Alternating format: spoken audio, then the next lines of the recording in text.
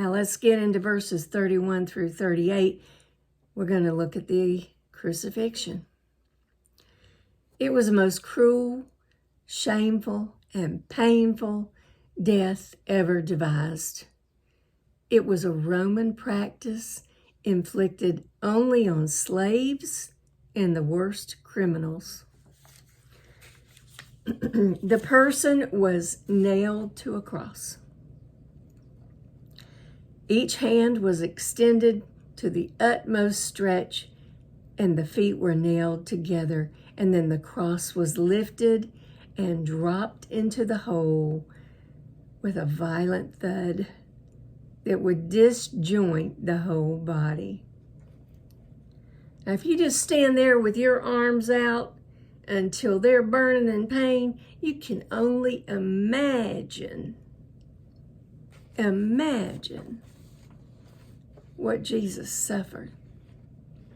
The weight of the body hung on those nails through the hands and the feet, and the victim was left there on the cross until he died in pain and untold suffering. Jesus was led outside the city to the place of execution. Hebrews 13, verse 12 and 13, and was required to carry his own cross and wear the placard around his neck announcing his crime, which was then hung on the cross for all to see. The record doesn't state it expressly, but it appears that Jesus was unable to carry his cross the full distance. He'd already been scourged and abused by these soldiers and probably awake all night anyway. There was to be no delay in the execution because the Passover was about to be celebrated, and the Jewish leaders didn't want their holy day desecrated by the dead bodies of criminals.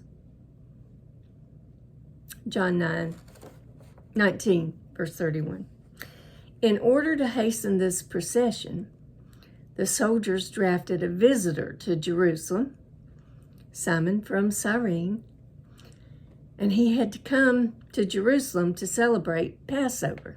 So now he was humiliated by being forced to carry the cross of an unknown criminal claiming to be the king of the Jews. Simon came to Jerusalem to sacrifice his Passover lamb, and instead he met the Lamb of God who was sacrificed for him.